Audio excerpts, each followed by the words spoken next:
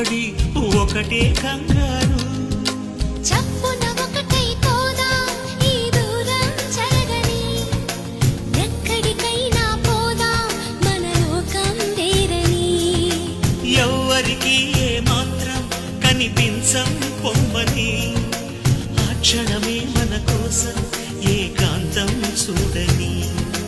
చిటికే వేసి పిలిచే ప్రేమ మనతో చేరగా, మనలో చేరి కరిగే ప్రేమ